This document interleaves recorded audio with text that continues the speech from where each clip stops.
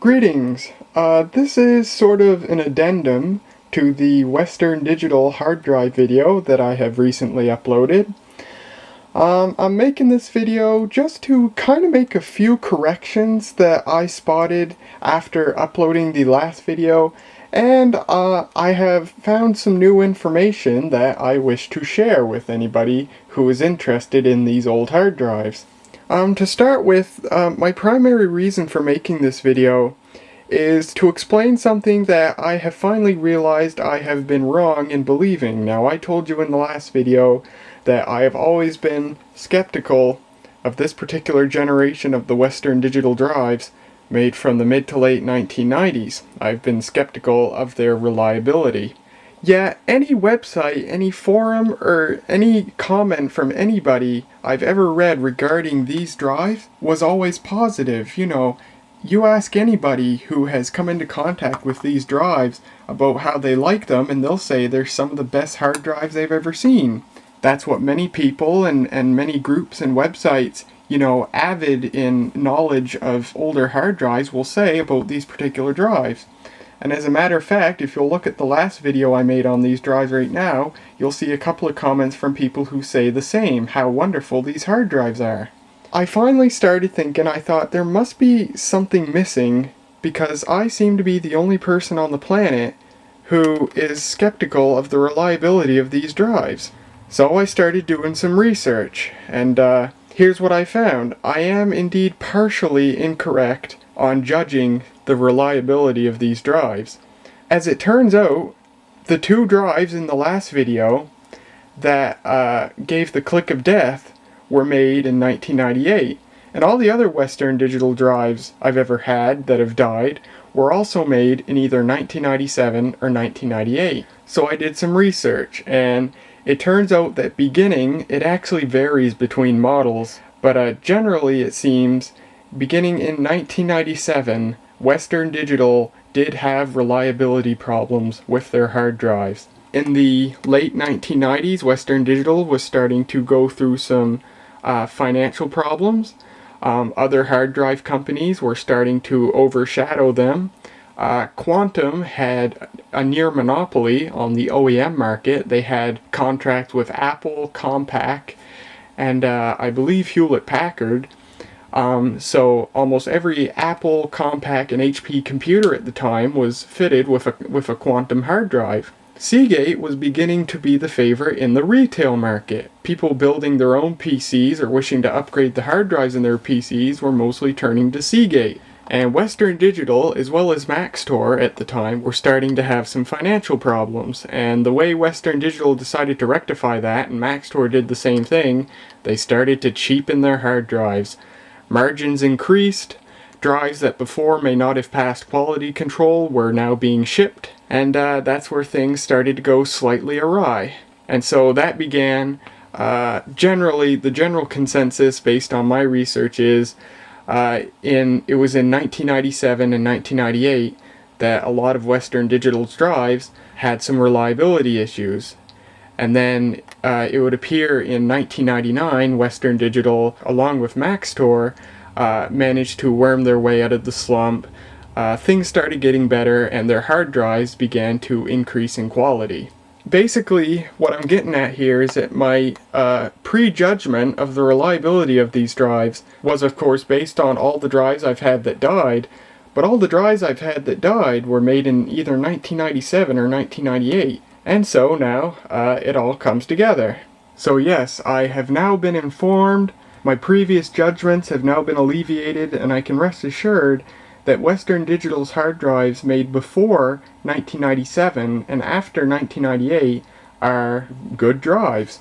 As a matter of fact, the Caviars made before 1997, especially the early ones in the black case, are touted by many as some of the most reliable hard drives ever made. And I'm happy to have them now. I think I just solved how to tell if a Western Digital drive is of a model that had the lower reliability.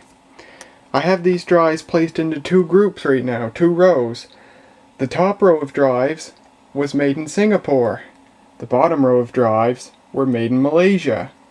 If we look at the row of drives that were made in Malaysia, two of them, this one and this one, are the two drives that made the click of death when I first powered them on. As far as my research can tell, all of the black drives were made in Singapore, and all of the drives made after reliability started to increase again were also made in Singapore. And in between, some of the drives, some of these silver with colored stripe drives, were made in Singapore, but some were made in Malaysia. And I would bet that the drives made in Malaysia are the ones to watch out for. The evidence that I have certainly suggests that.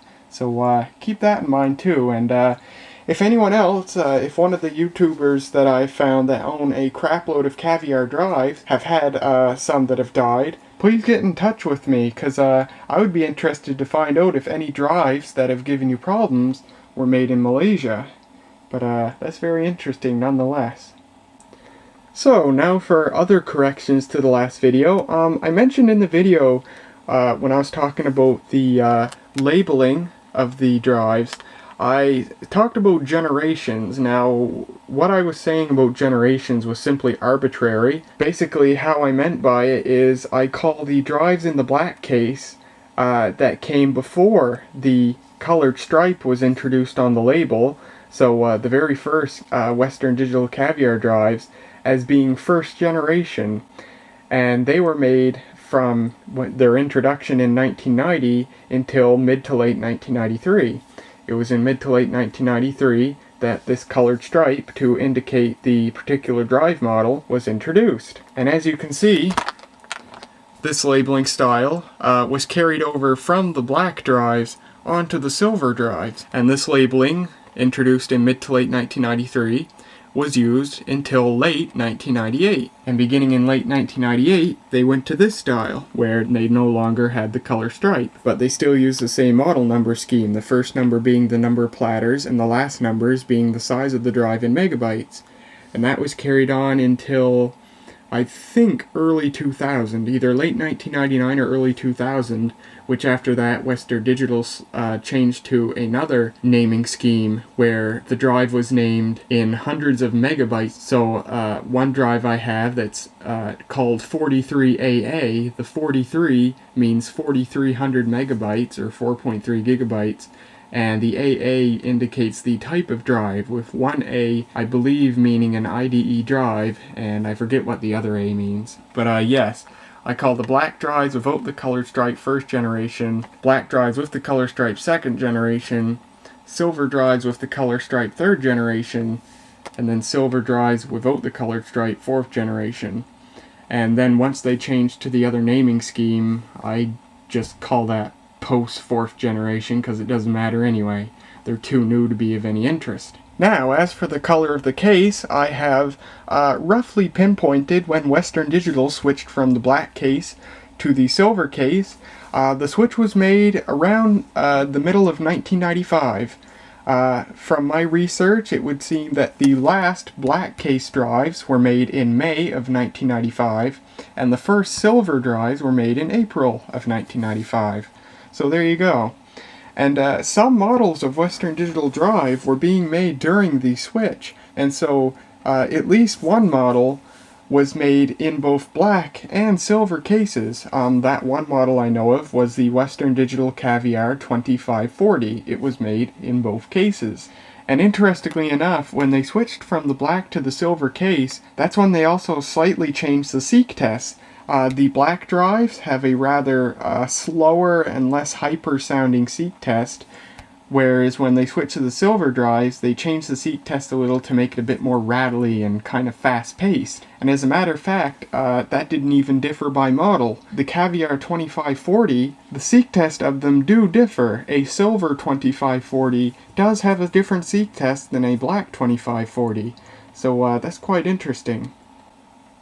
There's this great website on the internet that has information on tons of hard drives. I would say almost every hard drive ever made, but I'm not sure if that's true. But at any rate, they have, like, I would say hundreds of hard drives. I'll link it in the video description. And basically I went through that site and I went through all of the Western Digital Caviar drives up to the model number change around the turn of the century. And basically I found the smallest and largest drives for a particular labeling generation, so I'll convey that information to you right now. As for the earliest drives in the black case without the colored stripe, the smallest model is of course the very first Caviar model ever, the Caviar 140, which is 40 megabytes in size, and the largest was the Caviar 2340, which is 340 megabytes in size. As for these drives, the black drives with the color stripe, the smallest one was the 1170, which is 170 megabytes in size, and the largest was the 1200, which is 1.2 gigabytes in size. For the silver drives with the colored stripe, the smallest drive was the 1365, which is 365 megabytes in size, and the largest was the 6400, which is 6.4 gigabytes in size. For the silver drives after the colored stripe, the smallest was the 1700, which is 1.7 gigabytes in size, and the largest, at least the largest I could find a picture of, is the 13000, which is 13 gigabytes in size. There were apparently larger drives made, up to as much as 20 gigabytes, before the model number scheme change. However, I haven't found any pictures of them to prove that. The 13 gigabyte model is the largest I've found a picture of. So, there you go. That's pretty much all the corrections that I wanted to make to the last video. And there's some extra information for anyone who's interested. So, if you like old hard drives and you've been looking for some Western Digitals, now you know in particular what models you might want to look for. Definitely in terms of reliability, if you want a drive that'll likely continue working whenever you use it, definitely the black case drives are the way to go. Right from the very first models up to the last black case drives made in 1995. They're definitely the way to go, and as many websites say, they are some of the most reliable hard drives ever made in the history of computer hard drives. But definitely the silver case drives before 1997 are reportedly very good as well. You can find several of these drives on eBay, even the early black case models. However, the people selling them are asking for way more than I think they're worth. Some sellers are selling, a drive just like this one. Actually, I've seen listings for this model, the 1210, on eBay for as much as $200. I mean, screw that. Don't get one on eBay. At least not for that price. Just go somewhere where they have a bunch of old computers they might be throwing out. Maybe if you're still in school, your school might have old computers in storage somewhere, and maybe if you get a hold of the right contacts, you can go through it and take some stuff. I mean, I got this drive for free and it's absolutely perfect. For interest's sake, there's also several videos on YouTube of these drives. There's a couple of users who actually specialize in videos of old hard drives, so of course they've made videos of all of them. You can hear them spinning up and performing a seek test, so that's pretty cool as well. So far I've documented 60 models of the Western Digital Caviar, and that includes the very first drives all the way up to the drives around the turn of the century before the model number change.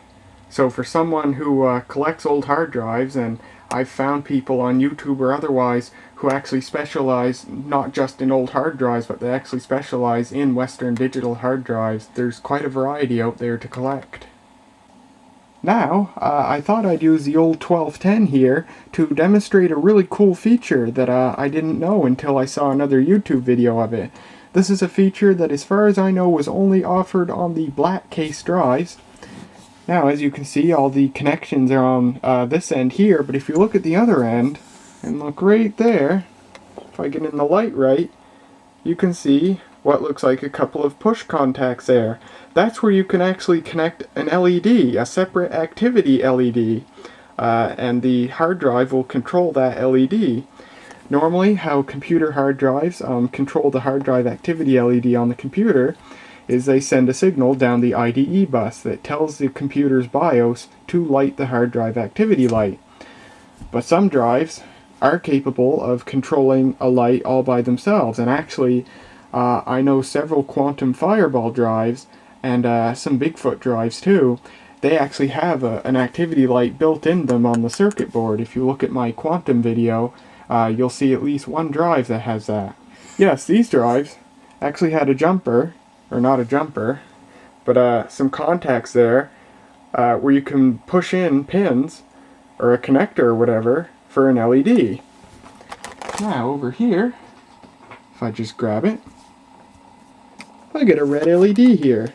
And I can take the legs of this LED and push them into that contact, and this thing will actually function as a separate hard drive activity light. And I'll demonstrate that for you right now. Alright, there you can see I have a red LED, and I've pushed it into the contacts there. It's just like a breadboard, it's just spring-loaded contacts. I forget which way the LED goes, so it might or might not be connected the right way, that's no worry. Alright, I have the 1210 hooked up, and I have the LED hooked up, and if I connected it the right way, it'll give a quick blink when I turn the computer on.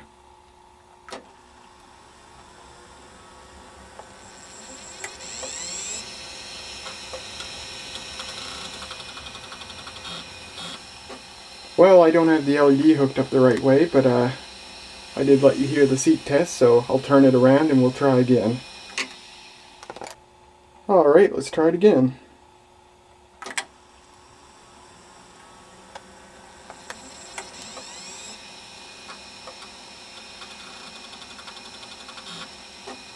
Alright, so I'll boot up SpinRite. I have the floppy disk in, and we'll do a performance test so you can see that LED at work, although you've seen it at work already.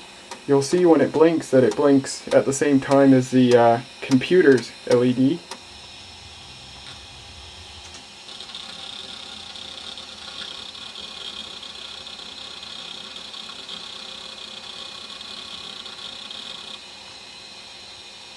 So there you go, so I'll just cancel that. And there you go, there's the somewhat hidden auxiliary activity LED feature on the black cased Caviars. Well, that's pretty much it for the addendum video of the old Western Digital hard drives. I'm glad I figured out why I was the only person on the planet who questioned the reliability, and now I don't have to question the reliability anymore, only if the drive was made in 1997 or 1998. And there's some other information that some of you might find interesting as well. So, I hope you enjoyed this video, and I'll see you guys next time.